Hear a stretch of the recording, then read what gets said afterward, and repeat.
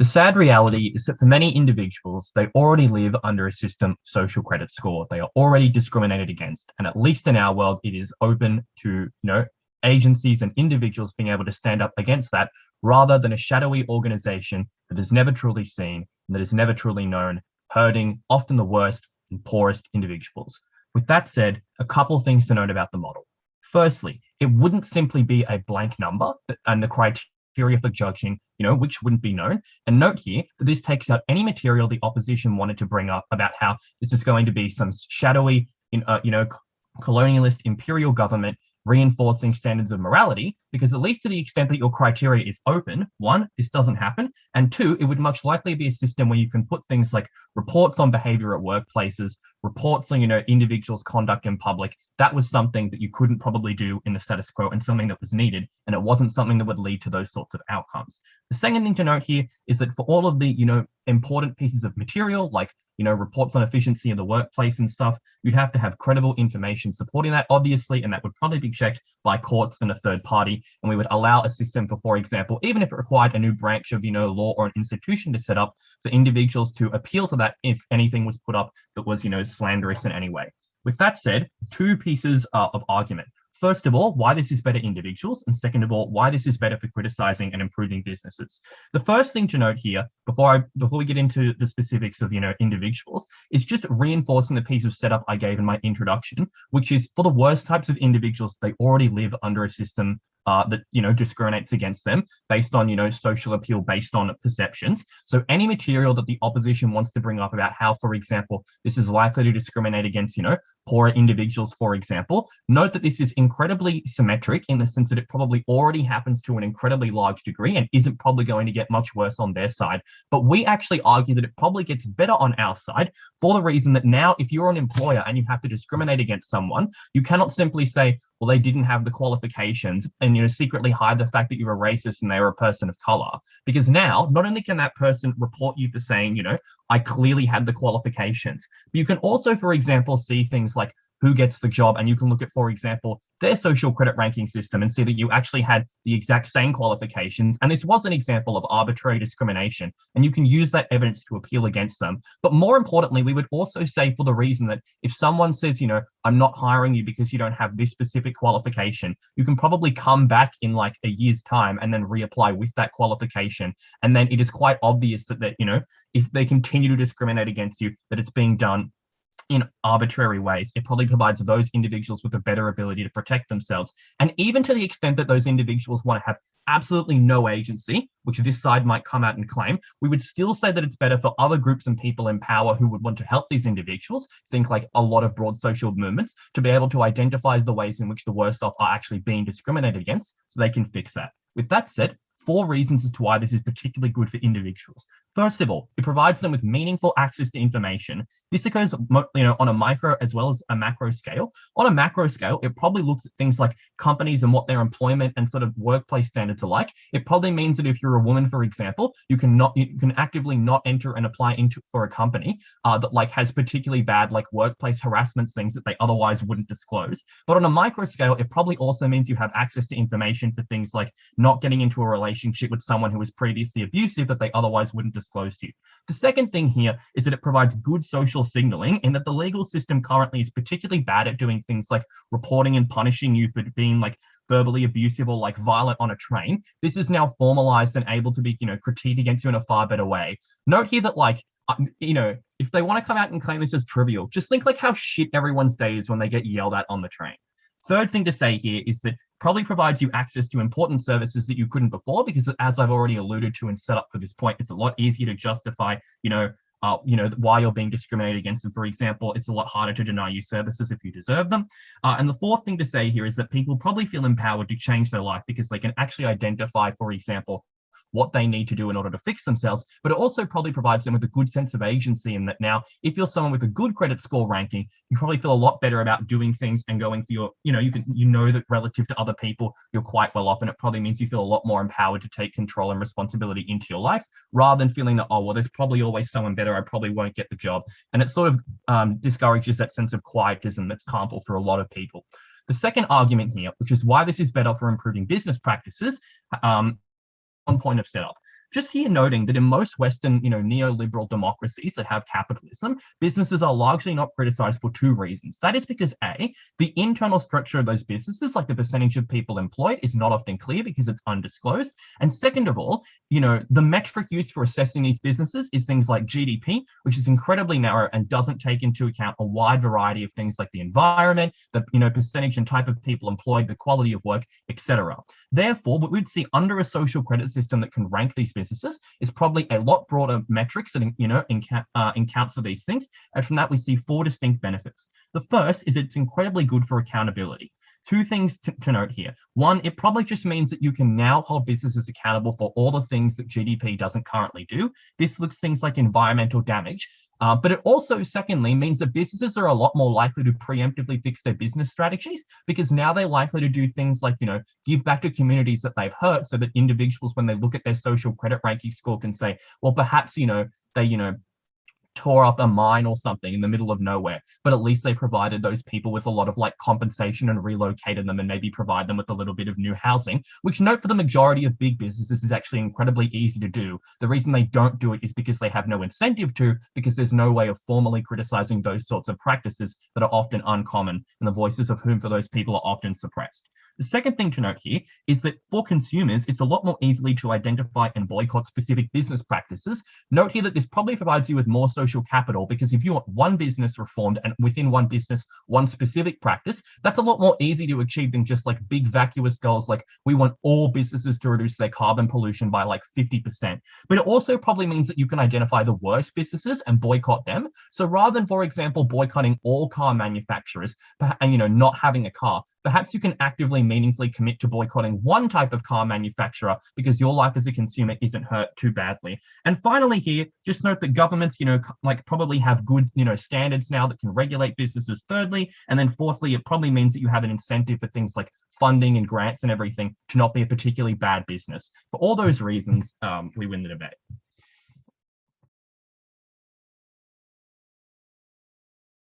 The affirmative team's case in this debate seems to be that we live in a society and a social credit system would just formalize the already existing social dynamics and inequalities. But currently, being socially undesirable doesn't literally prevent you from owning a home or getting a job. The worst thing a casually racist person can do to you on the train is call you the N-word, rather than tank your credit score such that you are no longer able to even purchase a train ticket to go to your job in the first place. This formalizes racism and classism and discrimination in society in a way that meaningfully ruins people's lives. Obviously, this was a terrible idea that we should never have considered in the first place. Three things from me in this speech. Firstly, why the measurements and metrics of a social credit system will be bad and discriminatory. Secondly, why this is exploitable by other people. And thirdly, why this is exploitable by governments. Firstly, in terms of why the metrics will be bad, even being charitable here and assuming some degree of power from the affirmative, it is still likely that the metrics that governments and societies use to determine what is a desirable thing to society will be skewed in favor of people who are already powerful. That looks like having low crime rates, so people who are poor and commit crimes of necessity are out. That looks like, owning your own home. That looks like living in a nice location that pays a lot of taxes. It looks like having a stable family situation and not necessarily being related to people who are socially undesirable. It looks like people who opt into codes of behavior, things like civility norms, things like speaking proper, the proper dialect and proper language, in ways that are likely to favor people who are already in power, like the racial majority of a country, like people who are quite wealthy within that country, like people who are fortunate to have better family circumstances than people who tend to be from poorer backgrounds. This codifies casual racism and classism in a way that is quite meaningful and profound and far worse than anything you get when it's just, a weird look on the train that Ben wanted to talk about. We would also know that in order for their model to even work in the first place, the consequences of having high or low social credit would have to be quite distinct. We think this looks a lot like the Chinese model, where having high social credit gives you access to things like, better terms, better lines of credit and better loans, gives you access to things like home ownership and high-paying government jobs, whereas having low social credit means you're just barred from things like getting loans. You're often restricted in terms of your movement and travel. In order for any of their leverage to have any actual benefits for them in this debate, we think that's the kind of model they would have to necessarily support, along with the harms that I'm now about to describe. What are the consequences of these metrics being skewed in quite bad ways? Firstly, Firstly, it is important to note that this is a very snowballing effect, i.e. if you fall off the wagon once and suddenly you have reduced access to things like jobs, reduced access to lines of credit, that is likely to be locked in over the long term and snowball in an exponentially increasing fashion with very few opportunities for a second chance. So very people who suffer already, as Ben accurately described, get actually even worse in their world.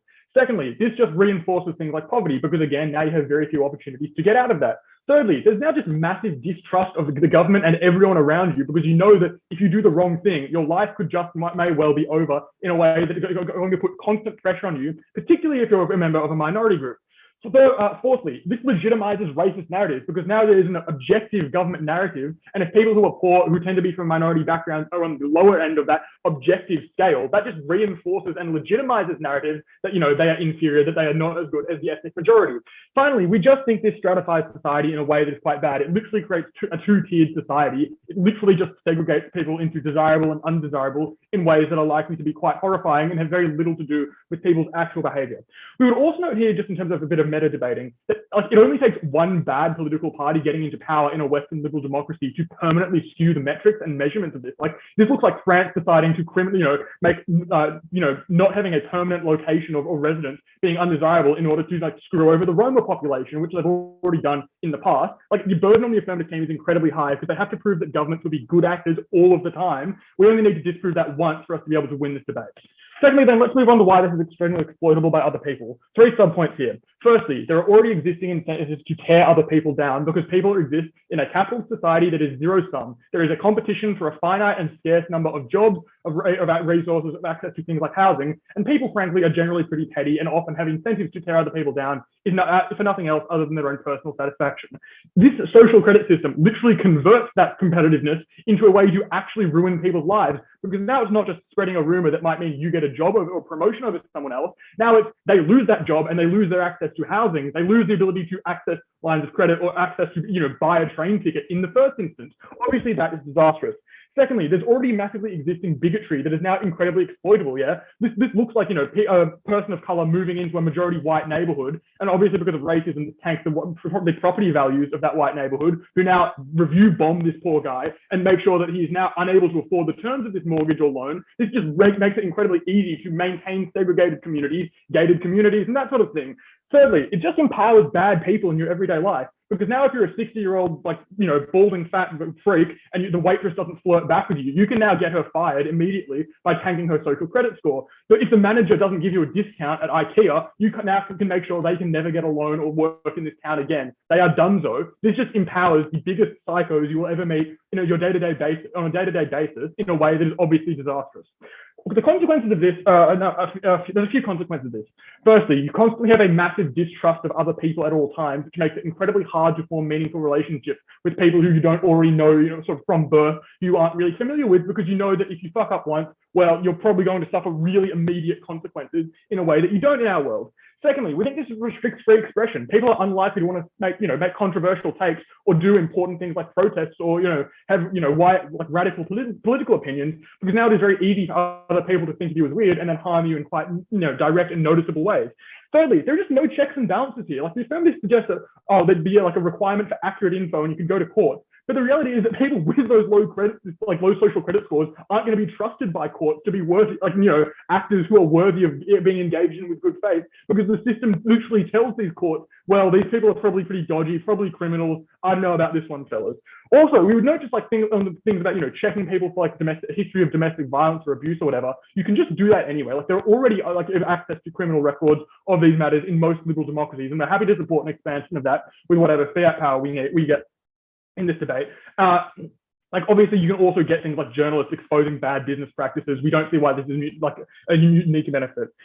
We would also note this, regarding the business practice, how do you assess your business based on an individual metric? What if the boss is really racist but the company is ethical, but they still get a bad social credit score? This just seems like a totally busted system. Finally, then, why is this exploitable by governments? I would note that it's really easy to suppress protests or research or journalism or really any form of dissent in a way that is far easier to do than any force of law. There's a constant worry that people are being surveyed on by the government. Fewer people opt into protest movements against the government, and this only needs to happen once for a massive chilling effect. Again, huge government burden they never engage with. This was a terrible idea. We should not formalize discrimination in society and give power to the worst actors in society with no accountability, proud to oppose.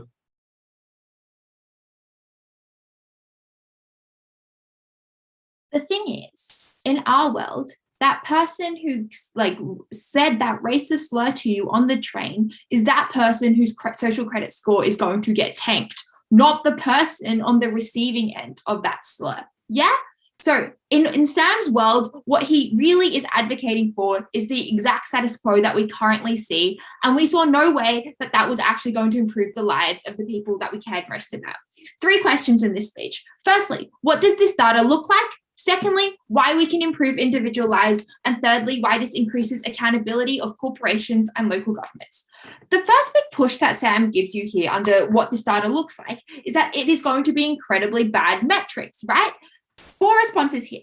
Firstly, I think the general notion that we currently see in areas where social credit systems are implemented is this idea of trustworthiness being the overriding principle. And insofar as that is true, we thought that was probably good because we wanted people who were trustworthy, we wanted people who were reliable.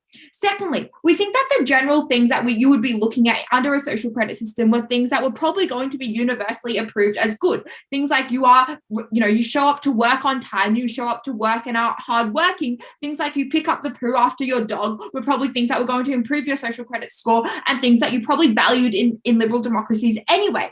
But thirdly, we thought it was really patronizing to say that poor people can't have the good behaviors that necessarily like the majority of society saw as good, right? Because crime was probably a bad thing anyway. And in our world, you're probably going to reduce the need for crimes of necessity in the first place anyway. Instead, now people who were poor have a sense of agency that they could fix their lives through things like improving their social credit score, because this was the current system that they had to survive under anyway, right? And that was something that we got to change because now you got to improve your credit score. Fourthly, we thought that insofar as you operated within a democracy, people on opposing sides of the bench were able to criticize your metrics. That is to say that you were able to be like, that was a bad metric, like remove it, or this is a good metric, instead implement it. And therefore you can probably get good metrics anyway. Fifthly, we thought that obviously you were able to improve your metrics overall. So and insofar as like you did one bad thing in your past life, that doesn't mean that you can't change it, right? And improve your social credit score anyway. In our world, we thought what AF was unable to engage with was that firstly, that you were obviously going to get competing reviews of an individual, right? And insofar as there was like an outlier review, that review was probably going to be discarded anyway. You were only going to get reviews that were consistent with each other. But secondly, that data is open data and people are able to view it and criticize it in a way that was going to ensure a high level of accountability. Instead, what do you get under our side of the house? Because we thought you got a massive benefit that they're unable to deal with, which is things like efficiency, right? Because firstly, the fact that you have heaps of data, and importantly, secondly, that data is centralized, means that you are able to aggregate and analyze the data to form things like better and more efficient policy. That meant that you were able to decide on macro policy that society needed. That meant that governments were now incentivized to find areas that had gaping holes in them because people in these areas, say, had low social credit scores, or because like this local government area had a really low social credit score. Instead, now the government can interrogate structural reasons why that social credit score is so low, or instead do things like make sure that local government area has stricter, is more strictly analyzed otherwise because they had such a low social credit score. Importantly, note here that the data is public, and political accountability necessarily means like you want to increase the social credit score, because if one state has a really low social credit score, then that was probably going to be a really bad thing. Note here the comparative in which they have just piecemeal data with absolutely no transparency, and that allows for greater degrees of inaction, right? This was incredibly important because now we get the most effective policy under our side of the house in a way that meant that you had less waste misdirected to areas that didn't need resources, but you were able to bring about change much quicker and do things like lift people out of poverty much quicker, do things like give services that were much needed within those areas much quicker, direct benefit under our side of the house. Secondly, then on individual lives. The biggest push here that Sam gives you is that now you have a distrust in relationships. Importantly here, I think the most intuitive response is that people already distrust people that the status quo tells them not to trust anyway in the first place. Instead, now you probably generate more trust because, if someone has a high social credit score, then they had high degrees of trustworthiness. But also thirdly, that if you ever met a person who you traditionally thought shouldn't have a high credit score, but did have one, that you're more likely to question your biases and probably more likely to associate with people people and reduce things like, racism, or reduce things like hostility towards them. Sam then tells you, oh, you're going to, like, if you, at the point in which you have a low credit score, you're going to lose things, like you're going to not be able to have a house, you're going to not be able to, have a bank loan. We thought obviously you had to do something incredibly bad to have such a low credit score in the first place. But secondly, every time that you're going to lose something, it was not also an opportunity that you were going to gain something, right? Because under our side of the house, it looked like things like you were able to gain a bank loan in a way that you were unable to gain so before. And that set of benefits was probably going to be higher, because we thought the people who were currently punished under the status quo weren't actually inherently bad people and would actually thrive under a social credit score anyway. Importantly here, I think now you set out the exact criteria that people know to improve their social credit score. Now they're just able to follow that step-by-step guide to, like, literally work their way up in society. That was incredibly empowering, that they were unable to deal with. Thirdly, then, on why this increases accountability, and I think this is stuff that is very, very much under addressed, because in our world, you were able to increase accountability of local government areas, right? For example, you were able to look like if they didn't pay their contractors, if they weren't making good policy for their area, now you were able to do things like impose higher inspections on them, that you were able to impose restrictions on their funding, for example, until they improved. That was a direct way in which you were able to get benefits under our side of the house. We also thought our benefits to things like corporations, in terms of if they had really bad employment disputes, in terms of if they did things like avoid tax, you were also able to catch these people and ensure that you probably increase employment in these companies, and employment that was probably going to be better and paid the poorest people that we cared about most. And you were also able to improve local government areas. So proud to propose.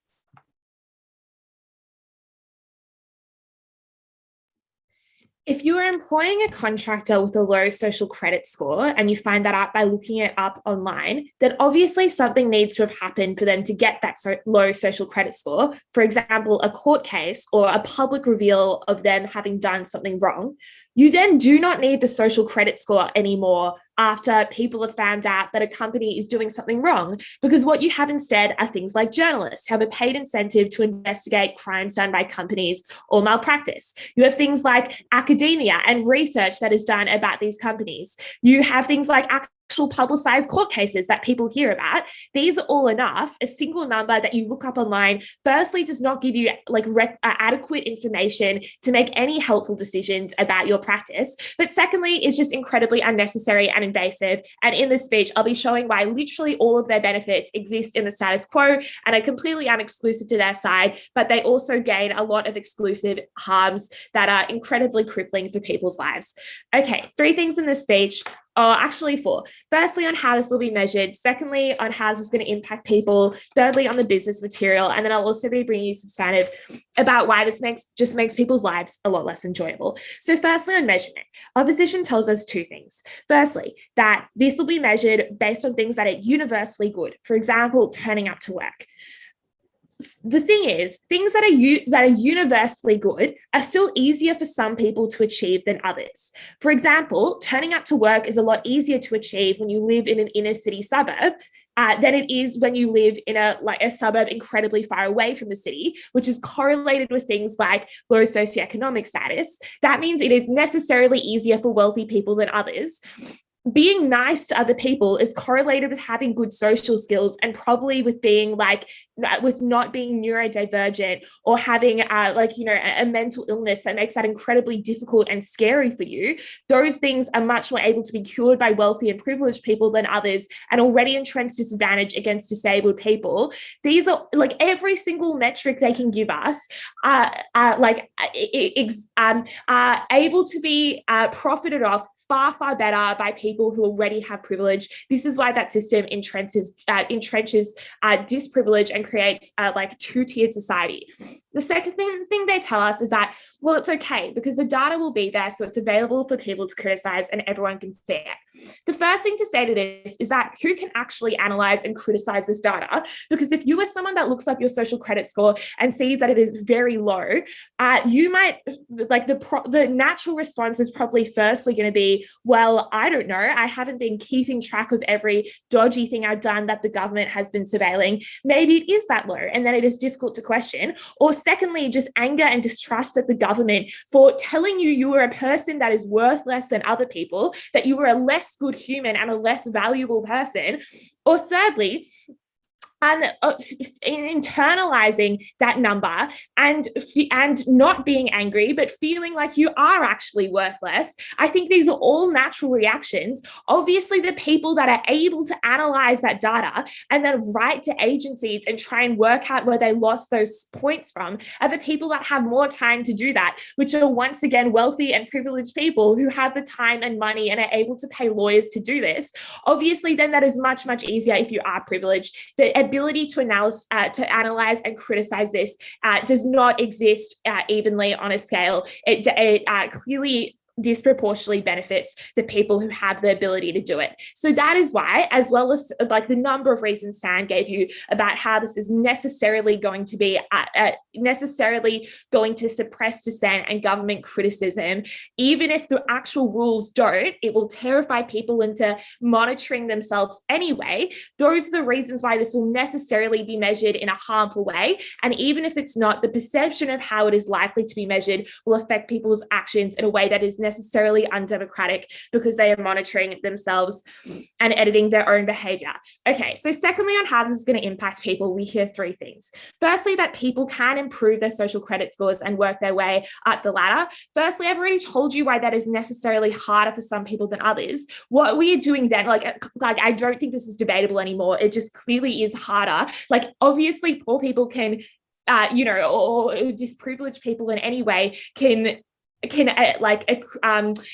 live their lives according to these rules, but it just is harder because that is what privilege is about. It is the absence of barriers, which makes living a normal, happy life a lot more difficult. And that is just not something that is debatable. So then what we are doing is we're adding another gauge or another barrier for people who already experience this privilege. The second thing we hear is that you can use these analytics to improve policy and target it more. Or you can just use the census and the ABS and surveys, which are obviously incredibly accountable, incredibly legitimate, and also just not invasive and not the government watching you with a camera. These are clearly alternatives that exist in the status quo and do a fine job of targeting policy. But the third thing they tell us is that okay, so now thirdly on the business material, I just don't think this is necessary because currently you have journalists that have a paid incentive to write articles about business malpractice and business behavior. That is what they have to do for a living. So they go out looking for stories, they listen to people's interviews. When you look at the business, you don't have to see their social credit score to know they're bad. You can just look at the number of articles that come up telling you what scandals they've been involved in, and then you don't contract out to them, or then you don't work with them. And surely that is requisite in the status quo. Also, the social credit score seems like an arbitrary number because it literally tells you nothing except for a number, where obviously finding articles and research tells you a lot more and gives you the complete picture. That is why clearly it is clearly there is no change in accountability for businesses. This is a unnecessary invasion into people's privacy. Okay, so now finally some substantive on why this makes people's lives less enjoyable. Firstly, it makes you feel like you're always being watched, which can make you nervous. People already freaked out about the COVID Safe app, and that wasn't even people watching you critically. That was just you being watched. But secondly, you were being watched critically. So you were always concerned you might do something wrong. People are likely to respond to this in three ways. Firstly, with incredible stress and anxiety. Obviously, this is worse for people who already suffer from things like anxiety or other forms of mental illness. Secondly, by putting on a mask or a facade, which means they're unable to authentically live their lives in public and have authentic relationships. But thirdly, also, this gets much, much worse when you're someone who has historically been marginalized and told to self-edit and be hyperconscious anyway. For example, Black or Indigenous, queer, or Middle Eastern people who are already overpoliced in society. This is deeply unfair. It decreases utility by a huge amount. So proud.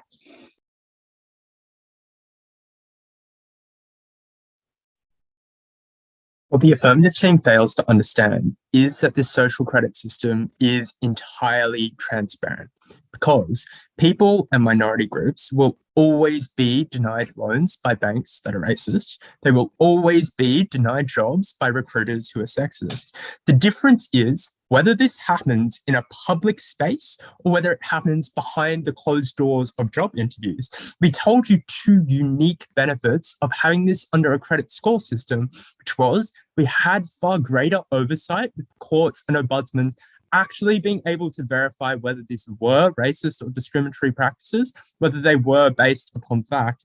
And secondly, because it was in a space where it could be criticized, where obviously people would be less racist when they had to put their name on a report that actively condemned and criticized people. Obviously, job interviewers and recruiters would be more careful about how they justified recruiting people when they had to publicize the ways that they did that.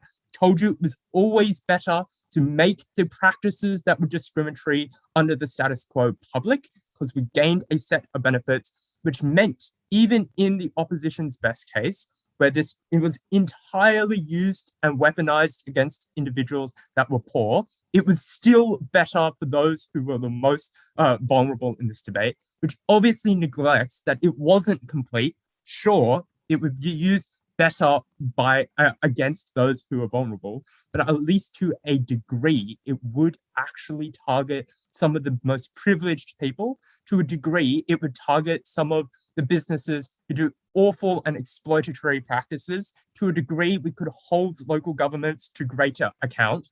We gain a set of benefits under both worlds, under those who were poor and currently marginalized, and those who now could be actively brought to justice by a social credit system.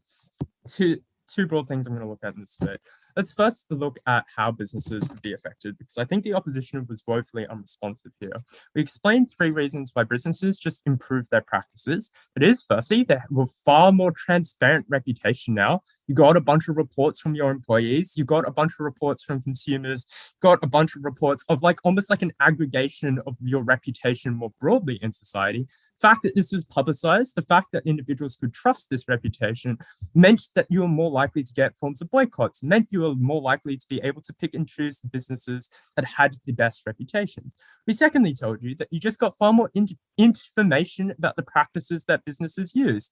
That meant that we understood the different ways that businesses exploited individuals more clearly. And no amount of census data could accurately provide this information. It was unique to our case. And finally, we explained to you how we could actively punish and reward businesses that had higher credit scores. That is, that we could give them greater access to different grants or different licenses. We could give them forms of government funding if they had high credit scores. And those that had low credit scores would be punished. That is, that it is less likely that a court would believe that they did not deliberately exploit people or had bad intentions in different cases. What this meant was that we literally got less underpayments, we got less wage theft, it meant that we got less environmental vandalism, we got things like less discriminatory hiring practices, got less sexist and racist workplaces to the extent it was more clear that those businesses had those workplace cultures, it was more public.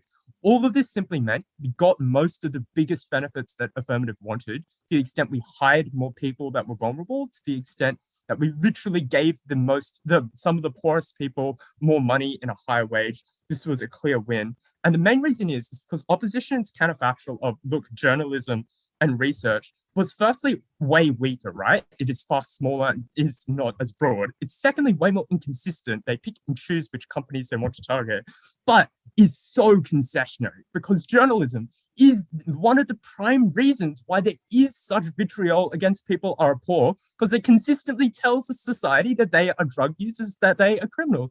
It's consistently the reason, like when it goes on and on about forms of gang violence, about why individuals in those communities are seen as more criminal or are denied forms of employment opportunities. Journalism was, in fact, a large reason about how society came to form the opinions that it already came. This was like an extension almost of our case. It was very unstrategic. Second, how did we benefit individuals? Again, a lack of response to our max here, because we explained this just provides an incentive on individuals to improve their behavior. You socially tell people that this is what you ought to strive for, and we criticize a set of individuals that do not do those things that are obnoxious socially. Second, we just provided more information on what are public grievances. And sure, the census provides a degree of this information, but obviously we provide far more information. That is, it is more specific about the individual grievances that they may have, but it is also just way more general and way more constant than the census could ever provide. Finally, we explained to you we would punish and reward people accordingly. We would give them access to forms of loans. We would ensure that they, had better treatment, etc. under different instances. And this was simply encouraged behavior that was better. You got less socially obnoxious people. You got less racial slurs in broad society, because individuals knew that they would otherwise be punished for that. And sure, even if you buy all of opposition's analysis that this would be disproportionately weaponized by individuals that were more privileged, it fails to understand that their current status quo literally is 100 to 0. That is, it is entirely weaponized by privileged people, forms of job interviews in the forms of banking loans, etc. And it's unclear how, frankly, this could get any worse. As I explained, it gets better when it's put in the public. But more importantly here, we literally just needed to prove that it could be used, at least to a tiny extent, by some of the poorest, to point out workplace harassment culture, to point out individuals that were blatantly and overtly racist or sexist in the streets.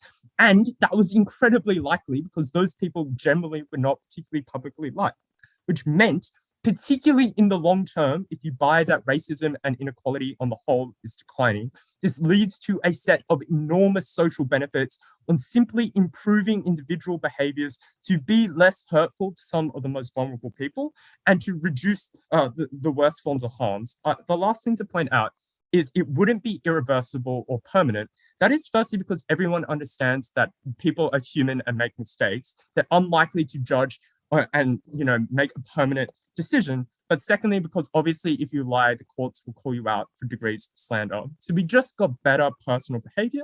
That was a clear second way that we won this debate. Obviously, it is true that disadvantage exists, but I think that it becomes infinitely worse when, first of all, dissent is systematically eliminated because people don't want to behave badly so they don't get a bad credit score. That is something that the affirmative team never engages with. But secondly, it's so much easier to discriminate against people when you had a number that you could hide behind as a reason, as to why you weren't hiring that Black person. You could say, oh, they just have a lower credit score. It's not racism, it's the number. I think all of that makes disadvantage infinitely worse. But the other thing I think to note at the outset of this speech is that we probably also have some degree of fiat power in this debate to say that we would specifically target the things that they want to, things like investigations into business malpractice, things like investigations into workplace harassment, especially if they say they're going to set up specific courts to deal with complaints about your social credit. We would just use those courts to specifically investigate the things that they want to without making people's lives literally unlivable. 4 questions in this speech. Hopefully I'm going to move quickly. The first question is, what are these metrics likely to look like? I think this is quite confusing from the beginning of Af's case, but I am given to understand that individuals determine each other's ratings. The way that this evolves later is to say that it's based on behavior that is universally accessible and that is universally good. Yijun is poor people can behave in the same way as rich people. We explain to you, though, why good behavior is something that is incredibly inaccessible. Firstly, as Anna explains, it is just infinitely harder to do the things that are considered good behavior when you are poor or when you are neurodivergent. Things like behaving in the workplace, arriving to work on time, that is harder for some people. That's something that they don't really engage with. Second of all, as we tell you at SAM, notions of civility and good behavior were often just racist and sexist and classist. Things like the way that we perceive, the way that people speak to each other, we perceive certain things as proper English. That is just the way that white people speak. We expect a certain level of nicety and civility from women that we never expect from men. The idea of good behavior is constructed. It is constructed in favor of those who are already in power. That's why it is incredibly inaccessible. But thirdly, if they want to say that it is individuals determining each other's credit scores, things like racism and sexism exist. Obviously, there is more prejudice against certain people. That's why, systematically, some people's credit scores are going to be lower. No matter, how they try to model this, these metrics are going to, just hurt particular groups of people who are already disadvantaged more. I also think that, probably they are likely to need to rely on some sort of external structure as well to enforce this. And those structures are also systematically racist and classist, things like the courts, things like the police force, literally are one of the arms of the state that oppress people the most. I think to some extent, they're going to have to rely on those things. That is why those metrics are likely to be really bad. So, second thing, on reform and class mobility. Their push here is to say society bad, but at least if discrimination is formally codified, we can address it. The first reason they give is like, you can formally appeal people's discriminatory perspectives of you in a special court. 3 things to say here. First of all, that is literally dependent on you having the resources to go to court. Secondly, it is also dependent on you having like a good enough credit score for the courts to take you seriously. If they want to say that like these scores are accessible to everyone to see, presumably that extends to the court, and presumably that means you are likely to be denied a certain level of like access to courts. But thirdly, existing court systems were already incredibly racist and discriminatory, and I don't think they necessarily have the fiat power to change this. Those courts are going to be racist and classist as well. That means that you would never be able to successfully appeal those things. The next thing they say is like, oh, you can get back at the racists on the train, and that like empowers change. I think they identify themselves why that is unlikely to be successful, because they say, oh, there are competing perspectives on everyone, like maybe like, and I think they like try to say like, oh, well, people won't have like bad credit scores if they're not bad people. Like, I think one review from someone who you said a slur at on the train is probably unlikely to make a dent if you are like a big business boss that everyone adores. I think that is unlikely to make the big widespread change they said. But also, like, the amount of like resentment that people who are like oppressed and discriminated against have against their oppressors is nothing compared to like the vitriolic racists that were likely to weaponize this system to just like make life terrible for Black people, like the misogynists that were likely to use this to make life fucking terrible for women, people that were likely to use this to make life terrible for people with disabilities. Like, if you're relying on on individuals to do their own, obviously that is going to be worse for people who face like systematic like oppression.